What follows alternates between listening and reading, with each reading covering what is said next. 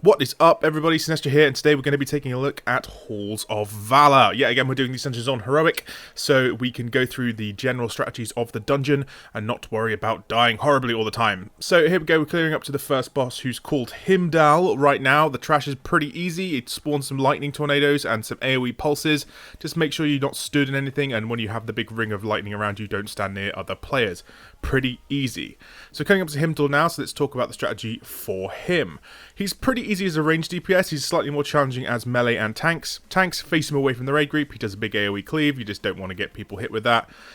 He is also going to throw out dancing blades to a random party member, so make sure that if you get targeted, like you see that little red swell there, you move out of it, otherwise you will get knocked back, like our friend did there. This last thing he does is he blows his Horn of Valor, which summons down drakes from the sides. Now there's 3 channels. There is a front, there's a middle and a back, and as you can see there, the dragons come in and spawn lightning on that patch, and then 4 tornadoes per patch. Just make sure you're not stood in it. You can kind of guess where they're going. The first one he does on Heroic, he only does 1. The last one he does 3, which I was blissfully unaware of, which you will see coming up. But yeah, Himdall's a pretty simple boss. Just as long as you're not taking that AoE cleave damage from the front and you're avoiding the blades, especially as a ranged player, you're going to have a pretty easy time on this one. Healers, the only thing you need to watch out for is the tank is going to take a big spike damage with that cleave. So here we're coming up for the second Horn of Valor, so he's summoning his Storm Drakes, and I am going to be blissfully unaware of the coming. So I can see the drakes lining up, so I'm like, okay, cool, I'm clear, that's fine, I don't have to worry. So I was like, oh shit, I got hit by a tornado. Just like, oh well, fuck, because those tornadoes are a heroic only thing, so heroic and mythic you'll see them. I'm like, oh, I'm finally free. Oh, but no, there's the last drake there. So there we go. So make sure that you're sort of like realizing that the second time he blows that horn, there's going to be 3. So here we go, we've defeated Himdall. You don't actually kill him, you're in the Halls of Valor, which is like the big warrior zone, so you don't kill him, and then you get your loot, and as a Shadow Priest, that Horn of Valor is a really good trinket. That's a big old primary stat increase for 30 seconds. It's a pretty good trinket, so you'd be probably wanting to get your hands on that one. Next up, we're heading towards the central part of the dungeon where we can make some choices, so you can either go left or right here, so depending on which boss you want to do. Yet again, the trash, it's just spawning lots of lightning effects. They do like an AoE lightning stomp called Crackle, which you can avoid, so just make sure you're trying to avoid as much unnecessary damage as possible. Just keep stunning these big packs of ads. You've got big packs. If you can CC and stun and silence, you're going to make your life easier on the rest of your healers and your tanks. Now this section is very, very full of mobs, and it's quite easy for it to get out of hand. So realistically, try and sort of like think about what you're doing here, and don't over pull things, because otherwise you're going to get in a real bit of a mess. Because these abilities don't, while okay in smaller numbers, if you're going to stack them up and have lots of these guys casting at once, it can get a little bit overwhelming. So we've taken the left-hand path, which is the path to I'm butchering all of these names. It's Hydra. Hydra. She's a Valkyr. Alright, it's a big old Valkyr. She's a pretty cool boss, and she has a couple of abilities which we will run through on the trash going up. So she has this ability to be empowered by 2 mobs in the encounter room, which you'll see very soon as we come up these stairs. Now they can empower her to either do lightning damage or holy damage. And the longer, like basically, as she moves from either side of the encounter room, she's empowered by beams from these mobs. You can see them on the left and right here. So we actually kill them first, so you get a preview of their abilities. So as we'll see, we'll clear up this last trash, and we're going to go left and kill the Mystic Empowerment Thunder ad. Oh no, sorry, no, we're going to do the right and go the Mystic Empowerment Holy ad first. So this ad, he spawns these holy light balls, which deal a decent chunk of damage that you just have to avoid. It's slightly harder, obviously, for melee, quite easy for range to dodge out of the way, so you kill that one. And then we also have the Mystical Empowerment Lightning guy, who summons a big old bubble that you need to stand in, and then he calls down lightning that damages players outside of the bubble. So just make sure that you're managing that properly. Now, to every 4 seconds that the boss is influenced by one of these mobs, it increases the damage dealt by her abilities by 10%. So you need to make sure that you're bouncing between the 2 sides, just so that you reduce the overall amount of damage that your party takes. Because the longer you stay, for example, on the lightning side, she's going to do more and more lightning. There's not much else this boss other than dealing with these 2 buffs. It's mostly tank and tank's management of the buffs that matters here. There is one other thing, which is an ability called Expel Light, which the boss puts on players, which is a big yellow circle, which you just have to make sure that you avoid. But as you can see there, we pulled onto the thunder. We took one of the abilities there. There's Expel Light, so you can see that the player's moving out. That explodes. That's moved on to the healer now, and then we just go back to damaging the boss. So basically, you want to ping pong the boss between the 2 adds, just managing the stack, because you don't want to have to let her do too much damage on either side. So you just reduce the amount party damage you take overall. So you can see here we've taken her onto the Holy One now, and then hopefully the tank should start moving her back across to the lightning side now. Now on normal difficulties, this buff does tick down so that it goes away. On harder difficulties, this buff is not going to go away, so you're just going to be dealing with increased damage the longer you're in. So I have this now, but I have to get into this thing, otherwise I'm going to die. So the healer had to eat some healing there, which kind of sucked. But you can see she's casting Eye of the Storm again now, with her Thunder Empowerment, and there she goes. That's done. So you can just make sure you're cycling properly. Don't tank it in the middle. That's the worst thing that you can do, because then she's affected by both beams, and you're just going to start having a real headache. Now we just move across the room, and we're heading over to Fenrir. Now this is I actually really like this this sort of like the encounter room that they have, because like the Halls of Valor is this big sort of like it's the heaven of warriors, you know. It's where they all go when they die, and they all have their party and all that sort of things like that. And like this is the thing, but they have a hunting ground built into the place, which is really, really cool. And as you can see, we're just clearing the trash up again. Yet again, just pulling small packs. There are beer mugs on the tables that you can throw at mobs if you pick them up, which kind of like distracts them and they start fighting amongst each other. But realistically, unless you really need to, you shouldn't, because it just slows you down. And especially when you're talking about Mythic Plus, when time's a factor, might not be the best thing. So now we're in this hunting ground, and you can be quite selective about what you do. Now you can see there's footprints on the ground to the left. That shows you where Fenrir is, because Fenrir is a two-part encounter. You first fight him once and take a little bit of health off, and then you fight him for real at the end of the encounter.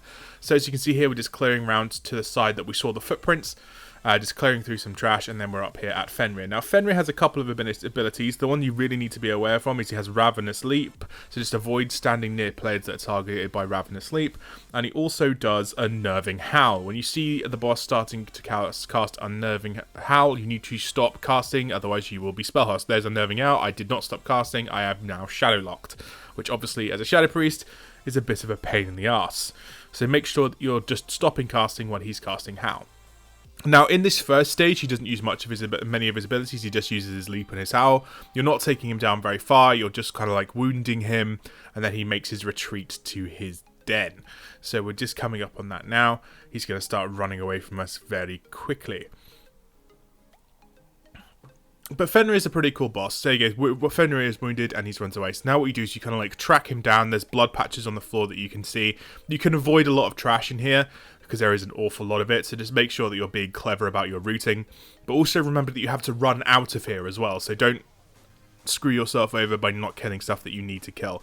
And when you're running out, make sure that you're following your route. So you can just come down here. We're starting to pull Fenrir now. Now in this last phase, he has an ability called Scent of Blood, which he's going to track onto a person, which means that they need to run away from him as quickly as possible. So now we've got Unnerving Howl, so we're stopping casting. He's leaping around, we're spread out, which makes that quite easy. And then he has, Scent for Blood, which now leads him to track a player. Just make sure you run away from him once you have the debuff. At this point as well, in the heroic version and higher difficulties, he starts spawning wolves. When he howls, so you just need to make sure that you're cleaving those adds down. They're nothing special, it's just extra damage on the tank that you just need to make sure that you're dealing with properly. For healers, there's nothing real special, and for tanks, just there's an ability called Claw of Frenzy that you just need to split the damage on, because it deals like nearly 600,000 damage between all the enemies within 12 yards, so just make sure that you're sort of like spreading that damage around. That's pretty much Fenrir. So once you've killed Fenrir and you've killed Hyrja, you get a speed buff, which like gets you up to the next stage of the encounter. So just make sure you're running out safely, and then you get back to the main thing. So the next boss coming up is called God King Scovold. Now, God King Scovold is another interesting fight. So we're just coming up and killing the last of the trash now, and making our way up probably one of the most aesthetically pleasing bridges I've ever seen in this game. Coming pretty quick, and we just kill these last two mobs here. Yet again, these are just big, higher health pool mobs. They have the crackle ability, and they have the lightning pulse AoE. Just make sure you're not taking any unnecessary damage, and you're pretty much golden in these situations. Just avoid as much as you can. There we go, and then we're heading up the big light bridge to God King Scovold. Now, the next trash up here, there are 4 mobs. In order to engage them, you just have to speak to them. You do you do 2 solo, so you do 1 on its own and then another one on its own, and then the last 2 mobs you fight together regardless. You can micromanage this because the ads on the left spawn, the mobs on the left have the ability to spawn ads. So you can do those first if you want. It doesn't really matter on normal difficulties. On Mythic, however, you might want to pick and choose a little bit which ones you kill. So let's talk about God King Scovold. Now, God King Scovold's fight revolves almost entirely around the Pillar of Creation, the Aegis of Agramar, which Odin, the god that you can see sitting on the throne behind us, gives to the players. When active, the tank picks up this item, and when activated, it puts a big AoE shield on the floor that all players can stand in. You're going to need this because Scovold is going to start chucking around some massively powerful AoE. They're called Ragnarok. So here we go, here comes God King Scovold. You're also going to see me magically transform into a Draenei in just a second, because the run I had in this group did not go very well. So here we go. Oh, look, there we go, I'm a Draenei. So yeah, with Scovold, you just need to make sure that your tank is activating the Aegis when Ragnarok is up. And once you have done your round of activating the Aegis, the boss is going to steal the Aegis away from you, cast Ragnarok again, and you just need to make sure you're stood within the shield zone. He's also going to spawn some pretty nasty fire patches on the floor, and he's still going to start spawning some sort of like fell elementals that you need to make sure that you're killing as well. The elementals only really come on heroic and above difficulty, so just make sure you're dealing with them properly. So you can see here that the Aegis is the Aegis of Ragnarok overloads, and the Scovold takes it, and he starts spawning ads and casting Ragnarok. So you need to make sure that you're not stood in the path of the ads because they drop horrible fire on the floor, but also that you're stood in the Aegis to avoid taking massive damage from Ragnarok. Once he has cast Ragnarok with the Aegis, he will drop the shield again, and your tank can pick it up, so just make sure that your tank is on top of picking that up. Healers, it's going to be just a case of topping people up who are stood in fire damage. There is an AoE cleave that the boss does as well. It's just going to hurt. So just make sure you're topping players up. Now, once you kill Scovold, you actually go almost straight into Odin after that. So we'll start talking about Odin in a second. But as you can see, he's just casting the Aegis again to just avoid the damage from Ragnarok, which is making life a lot easier because we're not taking huge pulse AoE damage, which would be pretty horrible to deal with. But there we go, Scovold is about to go down, and I am magically about to transform back into a troll again. Now, Odin is the last boss in this instance. He's also a really cool boss with more interesting mechanics that I really, really like. So you're not going to kill Odin, that's the first thing. So don't worry about execute or anything like that. You're not going to have that. You're only going to knock him down about, I think it's about 10, 15 to 20% of his overall health pool. You speak to him to start the encounter, so you have a bit of a chance to have a break. And once you start, he does several things. There are a couple of things. So the first thing he does is he spawns these big spears of light. So you can see the big swirl there, and a spear comes up, and it spawns 3 glowing fragments from it that you need to avoid. So he keeps doing this at a sort of like a quicker pace the longer the fight goes on. So you just need to make sure, 1, you're avoiding the AoE splash, and 2, that you're avoiding the sparks that come off of it. Second up, he's going to start spawning ads that you just need to make sure that you're managing properly, as they deal a decent chunk of lightning damage. And he also grips players in like so, and you have to make sure that you run out of the big AoE circle, else you die. The most important thing, though, is Runic Brand, which is coming up, which you can see the runes on the floor surrounding the boss. Once empowered by Runic Brand, he spawns a crap load of sparks, puts a specific rune over your head, and you have to run to your rune. This does a couple of things. 1, it increases your damage dealt by damage and healing done by 50%. your movement speed by 25%, and heals you to full. So make sure, for the love of God, that you're getting the right rune. So just make sure you're checking them, because it deals a crap load of damage and gives you a big old buff, and is going to save your healers some healing.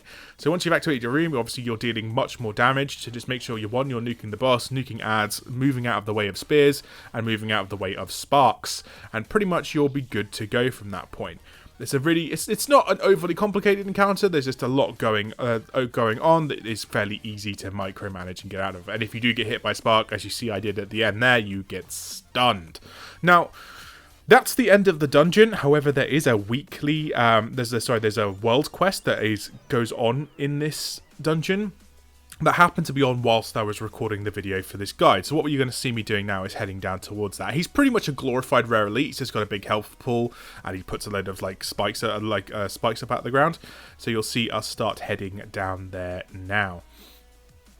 He's in the Fenrir arena, in sort of like the hunting grounds. But realistically, guys, this is a really, really good dungeon. As Shadow Priest, you probably really, as any caster, you want the Horn of Valor. The Horn of Valor is a really, really great turn gear. Having a base, a primary stat boost is pretty much good for everyone. So, on harder difficulties, especially, if you can get a decent Warforged, one of those, things that are a Titan Forge, one of those, you're in for a really, really good time. So you can see we're now exploring the hunting grounds again, now heading down towards this little boss. And you see me fall horribly off this waterfall, which went really, really well for me. And I jump around on the terrifying new spider mount, which is horrific, and pull some wolves. But that's okay. And there you can see him there. He's the sort of the big giant Etin ogre thing over there that you need to kill. He's pretty easy, guys. It's just avoid the spike damage on the floor. And you're pretty much golden, and you will get a nice reward from completing a world quest, which can either be garrison resources on the one I'm looking for, order hall resources. You could get artifact power. Sometimes it has the ability to drop 840 gear, which is also great. You can see the swells on the floor there, because this is the first time I've ever seen this. They do a decent chunk of damage, so just make sure that you're avoiding those. And just keep moving, but that's pretty much the only ability this guy does. So don't panic too about him. As I said, he is just a glorified rare elite mob. But yeah, if you'd like this guide, guys, I'm gonna keep pumping them out. So we've got a few more left to do. So why not subscribe to the channel? You can see all of our dungeon guides. But I want to thank you very, very much for watching, and I will catch you in the next one. Cheers, guys.